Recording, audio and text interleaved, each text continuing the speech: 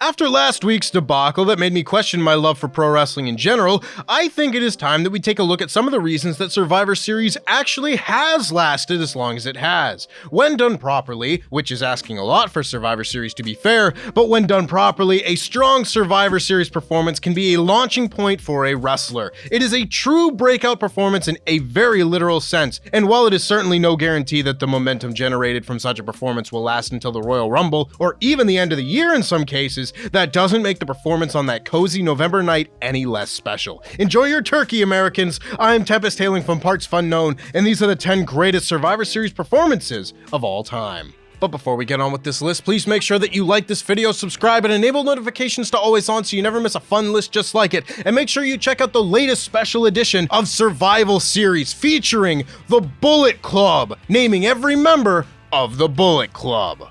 Number 10, the Jumping Bomb Angels, 1987. Remember the original WWE Women's Tag Team Championship? WWE sure doesn't, but I do, and I will never forget them because of the work of the Jumping Bomb Angels. You would absolutely not think that a pair of Japanese women's wrestlers would fare well in the 1980s WWF, and long term I guess they didn't, but watching them at the first ever Survivor Series will make you believe that they should have. Itsuki Yamazaki and Norio Tateno were fantastic wrestlers, and the survivors of the first ever Women's Survivor Series match, last eliminating the Glamour Girls, Judy Martin and Leilani Kai, and let me tell you, that alone is better booking for the women's tag titles than we've gotten in the last 5 years. The next Women's Survivor Series match wouldn't be for another 8 years, which is preposterous considering whenever I think of the first ever Survivor Series event, I think of the Jumping Bomb Angels. I realize I'm probably not in the majority here, but damn it, I like what I like. Number 9, Randy Orton, 2004. The Ruthless Aggression era was the era of Randy Orton being Mr. Survivor Series. In 3 straight years, from 2003 to 2005, Orton was the sole survivor of his team, but his best performance came smack down in the middle in the year of our Lord 2004. Still seeking revenge for his recent Evolution betrayal, Randy Orton led his crew of Jericho and Benoit into battle with Maven taken out backstage before the match for an immediate disadvantage. Orton's team was fighting from behind the entire way, and despite this, Orton was able to eliminate Edge and Triple H to win the match and the most important prize in Survivor Series history, control of Raw for 1 week. Ooh. Orton's other Survivor Series performances saw him being the mean old baddie putting a stop to the valiant come-from-behind effort of the opposing babyface, but here, he was the valiant come-from-behind babyface, getting a clean win over Triple H, which, if you followed the career of Randy Orton, proved very hard to come by. Number 8, Asuka, 2017. When Asuka debuted a month prior to Survivor Series 2017 at TLC, she sold way too much. Why have her first impression to the main roster be her selling for 80% of a match with Emma? I don't know, but thankfully WWE's second chance to make a first impression came at the biggest party of the autumn. 2017 wasn't a great year for Survivor Series in terms of quality of the matches sharing its namesake, but what they did manage to accomplish was showing what a force Asuka could be as she eliminated 3 out of the 5 of the SmackDown women to give Raw the win as the sole survivor. Considering the top star of the SmackDown team was Becky Lynch and she got eliminated first in, checks notes, 2 minutes, this one was a foregone conclusion very early, but that also speaks to the scope of Asuka's aura at the time, so fair play to her.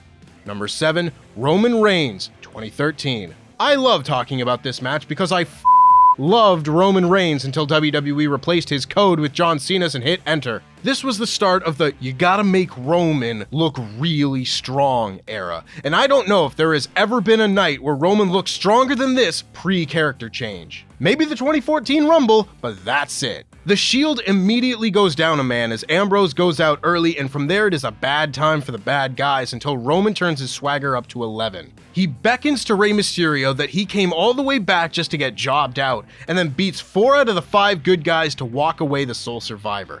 There were loads of incredibly forced Roman Reigns performances over the years where fans were absolutely not receptive to it, but had any of them been even a sliver as badass as this one at Survivor Series 2013, then I think Roman would have had a much better chance of turning out to be what WWE wanted him to be from the jump.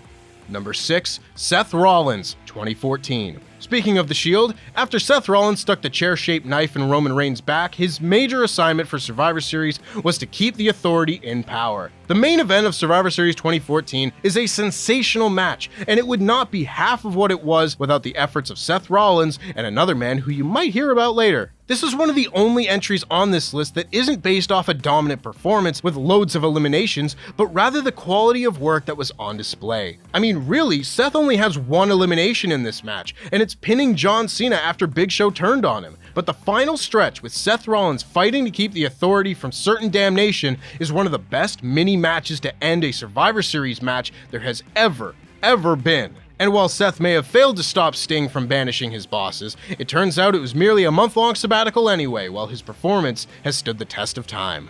Number 5, Aja Kong, 1995. This might be the most dominant performance from a single star in Survivor Series history. It's either this or Big Show eliminating Big Boss Man and his band of merry boss men in 1999, but I will always be partial to Joshi wrestling legend Aja Kong f***ing up the WWF's women's division so hard that the company decided to abort the whole division for a few years. Aja Kong was too much wrestling for those at the top, and time has told us what those people were actually looking for in their women's wrestling, but at Survivor Series 1995, Aja Kong was simply the most dominant, devastating, and badass wrestler in the business, eliminating all 4 of her team's opponents to win the match as the sole survivor. There were some all-time great workers in this match, such as Lioness Asuka, which is not an alternate outfit in WWE 2K23, don't worry, I did check, but Aja Kong was simply too much for any of the other women in this match to handle. Imagine what her WWE run could have been.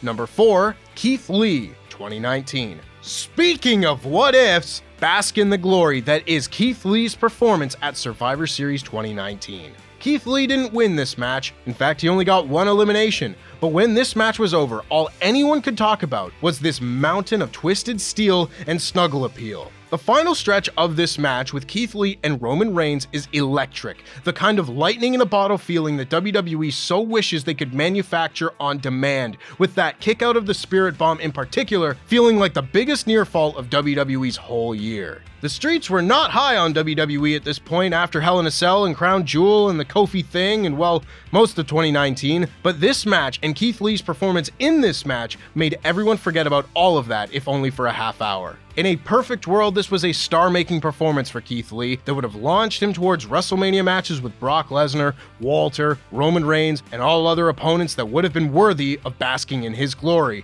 But unfortunately, this isn't a perfect world, in case the plagues and wars hadn't been enough of a hint for you. Number 3, The Undertaker, 1990. Now an entry for a completely different reason. To this point, all of the entries in this list have either been dominant or exceptional, but in 1990, we saw a Survivor Series performance that set a new standard in establishing a brand new character. Had the first performance of The Undertaker been a flop, much of the course of WWE history over the last 35 years would have been vastly different. Thankfully for us, him, and WWE, there was only one man that could have pulled off being The Undertaker as well as The Undertaker. His performance at Survivor Series was dominant as well, eliminating Koko Beware and Dusty Rhodes, but it isn't the eliminations that people remember from this match. It's his presence. It's the commitment to the character. This may be wrestling, but you tell me that isn't the face of an undead wizard zombie. There have been a number of great wrestlers that have debuted at Survivor Series, and some that have debuted in a Survivor Series match as well, but none have ever done so with greater success than Johnny Longcoat over here. Could have been the Eggman. Cuckoo Cachoo indeed. Number 2, Dolph Ziggler, 2014. This would be number 1 on loads of people's lists, but there is one that I love even more than this all-time great performance from Dolph Ziggler. Only a year and a bit removed from his career-defining Money in the Bank cash-in, this match and Ziggler's performance in this match proved that WWE could still have made something of him at this point had they tried. But while WWE may not be stubborn, they are extremely stubborn. There is still 17 minutes remaining on this match's runtime when Big Show bonks John Cena on the head and walks out on his team, and it is at that moment that Zigglypuff finds a Moonstone to become Zigglytuff and fight off Kane, Luke Harper, and Seth Rollins 3-on-1 to ultimately win this match with the help of Sting. Maybe if he hadn't been made to sell the world's most devastating pedigree for 5 whole, actual, honest-to-God minutes, he would have been number 1. But for me, the best Survivor Series performance of all time goes to Number 1, Shawn Michaels, 2003. I mean, Dolph Ziggler was basically doing a Shawn Michaels tribute performance anyway, because no one has ever had a better underdog performance in Survivor Series history than the Heartbreak Kid. Shawn, fighting on behalf of his former rival, tag partner, and Mania main event dance partner Steve Austin, 3-on-1 against Chris Jericho, Christian, and Randy Orton, is one of the all-time greatest babyface performances of his career, and think of the ground that covers. Shawn gets busted wide open and literally only has the minimum amount of strength left necessary to stand, yet is able to eliminate Jericho and Christian before falling to Orton, who needed a run-in from Batista to even be able to get the job done, tugging at your heartstrings all the way through. There may have been better Survivor Series matches in the show's 36-year history, but I challenge you to find a single performance from any Survivor Series match better than this one. It is wrestling in all caps, and by definition, that includes a big, fat W. And that's our list. Please make sure that you like this video, give it a subscribe, and check out this clip from the latest special edition of Survival Series. What's it called? Survival Series? Survival Series. I know there's a pay-per-view with the name very close to that. No, it's not derivative at all. Not? Not even a little bit. Oh, nice. If anything, they copied us. What do they call it? Synchronicity? When that just kind of happens?